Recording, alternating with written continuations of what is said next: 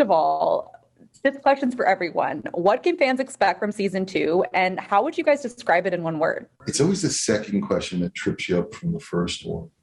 What you can expect from this season is, a lot more fun. You get to see us travel. You get to see us come into our own and become more comfortable in this new space that we're in. Well, I guess it's not so new now. But I think my one word to describe season 2 is growth, because you get to see a lot of growth from me personally as a person. I love that. What about anybody else? Person. Come up with your own words. Confident. Love that. We all got very confident this season. Yeah. I like Charlie's word, comfortable, I think, even though that wasn't your word, but you said it earlier. I think we are more comfortable this season. Was that your, did I take yours? I was going to say comfortable. Say it again. Comfortable. There we go. Okay. Just adds more emphasis if two people say it. I love that.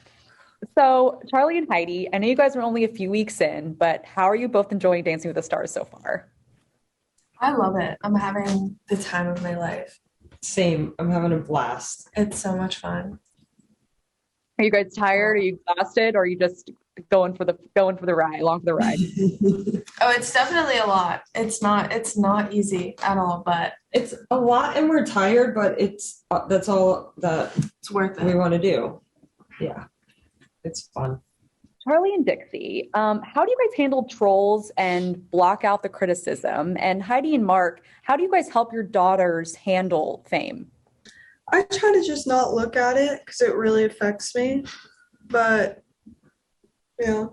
I like to keep myself busy so I don't have a chance to do a deep dive into the negativity. I'd rather just not know. I think we've come to realize that this is one of those things that parents can't help with, because it's one of those things that although we know we're right and we could tell them, don't worry about it, it's affecting them. And I think it doesn't come across really well when you're like, tell them, oh, just don't worry about it, or that shouldn't bother you, when you know it will bother them. But I think as time goes on, it becomes less and less of an issue. And we've talked to people often who've been in this business a lot longer than we have, and they sometimes look at us like, yeah, you'll get better at it. So yeah, it's a great answer. So one thing that I noticed is different about the D'Amelio show compared to other reality shows, which shouldn't be this way, but you guys put the real in reality show. You are opening up about real problems, mental health, relationships, dealing with trolls. And why was it important for you to show both the good and the bad of your lives? I think because that is our reality,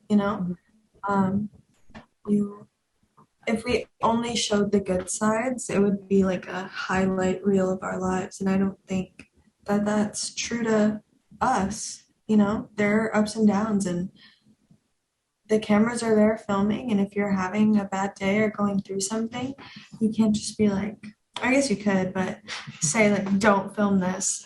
So it really just depends, And what is it like sharing your lives on the reality show versus sharing them on social media? That's the reason why we did this show, is because people had all kinds of notions about who we were, but you can't really get that who we are in a 15-second clip and short form video.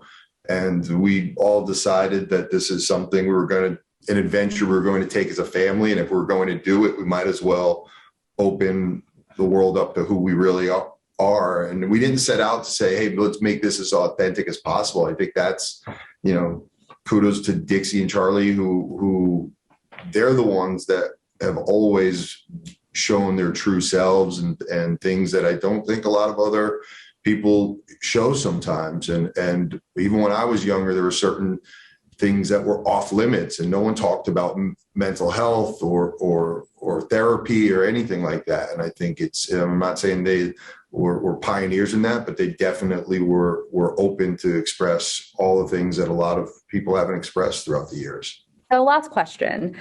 Charlie, in the show, it shows that you said that you love vision boards. and you guys all made a vision board together. So, what is on everyone's vision board? You know, Charlie, more dancing, a skincare line. I know you have a horror film coming up. Dixie, do you have more music? Maybe a second album? I think I need to make a new vision board. It is time. It's time.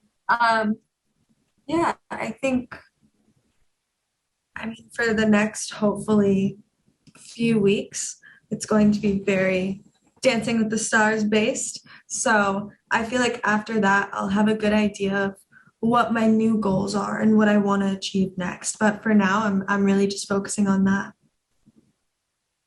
What about you, Dixie? I think for me, just focusing a lot on music and modeling. Those are my two like biggest interests right now, and I'm having a great time with both of them.